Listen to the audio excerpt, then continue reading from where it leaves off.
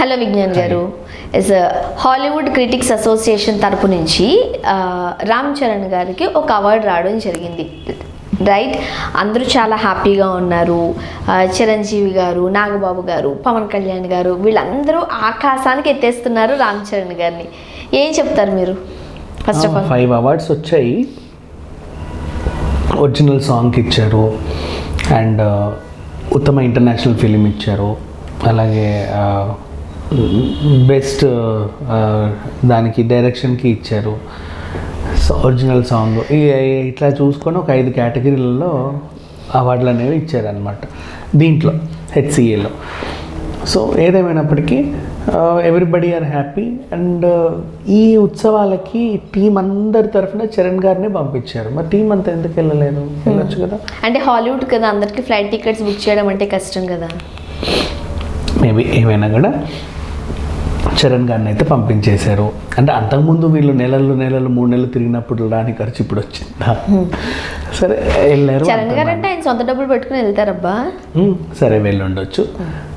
ఓవరాల్గా అందరు ప్రశంసిస్తున్నారు. అండ్ అక్కడ గుడ్ మార్నింగ్ అమెరికా షోలో కూడా ఆయన పార్టిసిపేట్ చేయడం జరిగింది. ఫస్ట్ ఇండియన్ అంట వాళ్ళు ఇంటర్వ్యూ చేసింది. అండ్ ఇంకొకటి, అండ్ అలాగే సరే అక్కడికి వస్తా. అండ్ నెక్స్ట్ ఇంకో అమ్మాయి హెచ్సిఏ మెంబర్ అండ్ పోగినందుకు ఆ పిల్లని కూడా ట్రోల్ చేశారు, నువ్వు పెయిడ్ ఆర్టిస్ట్వి అని.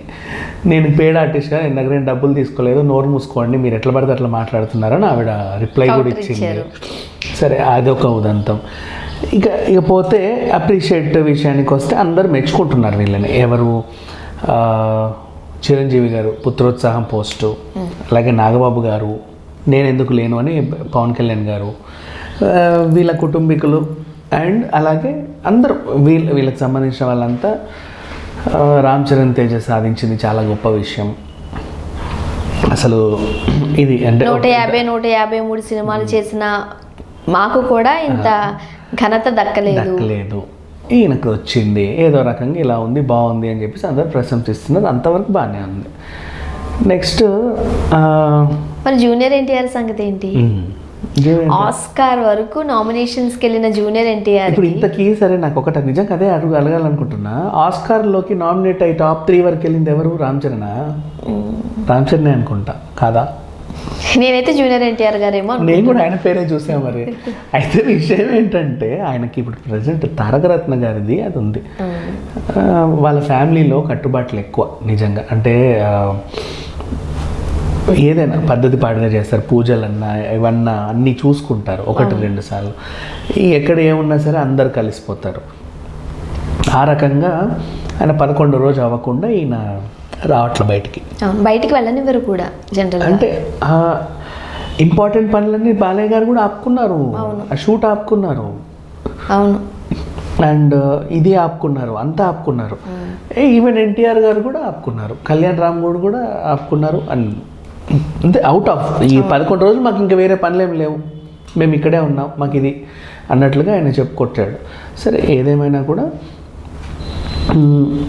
వీళ్ళు ఇలా ఉన్నారని ప్రపంచమంతా తెలుసు, అందరికీ తెలుసు.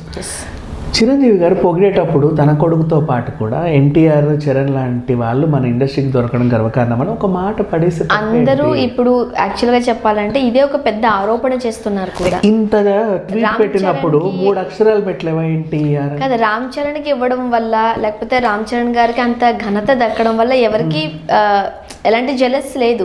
బట్ వెనకాలే జూనియర్ ఎన్టీఆర్ గారు కూడా బాగా చేశారు అని అంటే సరిపోతుంది. జెలస్ విషయానికి వస్తే ఈ ఎన్టీఆర్ సంగతి చూద్దాం. అండ్ పవన్ కళ్యాణ్ గారు కూడా మొన్నేగా ఆహా షోకి వెళ్ళేసి వచ్చిన తర్వాత నీకు తెలుసు అక్కడ నీ హోస్ట్ బాలయ్య గారు కూడా అక్కడ ఉన్నారుగా, నిన్ను టీడీపీకి రమ్మని కూడా పిలిచాడుగా, రానేనో ఏదో చెప్పావు, చంద్రబాబు నాయుడిని కూడా కలిసావు కదా, అంతా తెలుసు. అండ్ ఆయనకి తారకరత్న గారికి అయ్యో పాపని ఈయన కూడా అన్నాడు, అంత బాగానే ఉంది.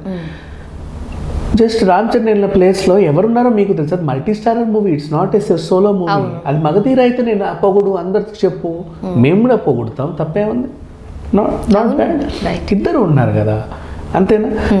ఈయన ఎందుకు ఒక పేరు ఎలా? సరే నెక్స్ట్ వీళ్ళిద్దరంటే సరే ఏ బిజీలోనో ఏదో చూసో తెలియకో ఏమనలేదు అనుకో.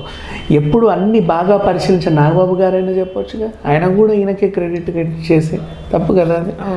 నేను పేరు చెప్తే అంటే ఒక మాట అంటే ఏమైంది, అంత నష్టమా, లేకపోతే నోరు ఏమన్నా నాలుక తెగి పడిపోతుందా, లేకపోతే ఏమన్నా చేతి వేళ్ళు విరిగిపోతాయా, ఏమన్నా అశుభమా, ఐ డోంట్ నో. మేబీ జనరల్గా వాళ్ళిద్దరు చాలా మంచి ఫ్రెండ్స్, చాలా బాగా యాక్ట్ చేశారు కూడా. వాళ్ళిద్దరు కూడా ఆయన ఎన్టీఆర్ లేకపోవడం నాకు చాలా బాధగా ఉంది అని పాపం ఆ అబ్బాయి చెప్పుకున్నాడు.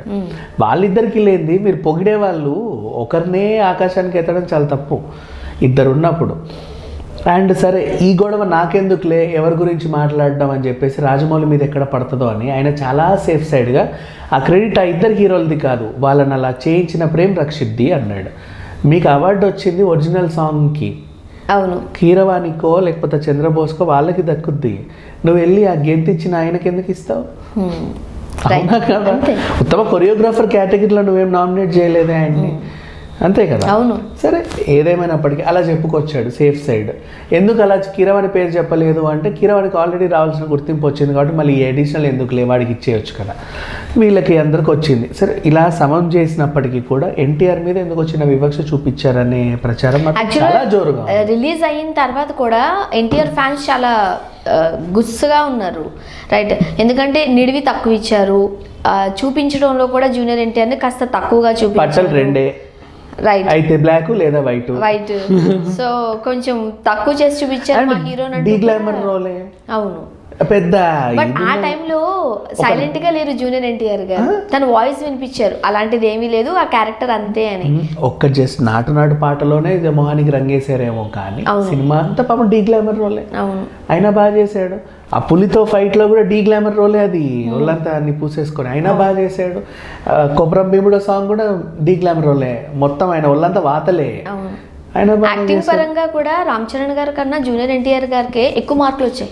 ఇంకా సినిమాలో కూడా జూనియర్ ఎన్టీఆర్ కష్టపడి బాడీ చూపిస్తే కొరడాతో కొట్టారు, రక్తాలు గిక్తాలు వేసేసి ఆ బాడీ కనబడకుండా. అటేమో పులి దగ్గర బాడీ కనబడిన వల్ల అక్కడ మొత్తం మసే, ఇక్కడ కూడా మసే, ఏదో అయింది. రామ్ చరణ్ తేజకి ఎంత గొడవైనా గ్లామరే. అవును, మంచిగా గ్లామర్. సరే ఏదేమైనా అంటే అది కూడా నచ్చలా. అండ్ నెక్స్ట్ ఆ లాస్ట్ ఫైట్లో కూడా ఆయనకి ఆ గెటప్ ఇచ్చి ఇంకా ఎలివేట్ చేయడం ఇలా చేశారని అప్పట్లో వార్తలు వచ్చాయి. బట్ ఏదేమైనప్పటికీ దర్శకుడి చాయిస్. బట్ అక్కడ చాలా మంది మాట్లాడిన విషయం ఏంటి అని అంటే, రైట్, జూనియర్ ఎన్టీఆర్ గారిని కొంచెం తక్కువ చేసి చూపించారని అన్నప్పుడు జూనియర్ ఎన్టీఆర్ గారు తన వాయిస్ చెప్పారు, అలా ఏమీ లేదు, సో కథను బట్టి పాత్రను బట్టి అని. సో అదే పెద్ద మనసు వీళ్ళు ఎందుకు ఉండట్లేదు అనేది ఇప్పుడు సోషల్ మీడియాలో ట్రోల్ అవుతుంది. అవును, అంత పెద్దగా చెప్పారు కదా, అన్ని తెలుసు. ఆర్ఆర్ఆర్ స్టార్టింగ్ దగ్గర నుంచి మీకు వస్తూనే ఉన్నాయి. చివరికి ఎన్టీఆర్కి నామినేట్ అయ్యారు కానీ నువ్వు అవ్వలేదన్న విషయం కూడా నీకు తెలుసు. అయినా సరే నువ్వు వెళ్ళి ఇంటర్వ్యూలు ఇస్తున్నావు అంటే టైంకి ఆయన అవైలబిలిటీ లేకపోవడం వల్లే నీకు ఈ క్రేజ్ తగ్గిందని అందరికీ తెలుసు. అవును, ఇప్పుడు టైంకి ఎన్టీఆర్ గారు అవైలబిలిటీ ఉండి నేను వస్తున్నాను అంటే చరణ్ గారిని పిలవరు వాళ్ళు, ఎందుకంటే నామినేట్ అయింది ఆయన కదా. హాలీవుడ్ వాళ్ళకి తెలుసు కదా. అదే అదే ఆస్కార్ వరకు వెళ్ళిన జూనియర్ ఎన్టీఆర్ని అట్లీస్ట్ హాలీవుడ్ క్రిటిక్స్ అసోసియేషన్ గుర్తించలేకపోయిందా అని. లేదు, వాళ్ళు గుర్తించారు. ఇప్పుడు నేను ఎలా చూస్తున్నానంటే ఒక రిప్రజెంటేటర్ లాగే చూస్తున్నా. ఎందుకంటే మొన్న రీసెంట్లీ రణ్వీర్ కపూర్కి దాదాసాహెబ్ ఫాల్కే అవార్డు ఇస్తే ఆలియానే అవార్డు కూడా అందుకుని ఆయన రాలేకపోయారు.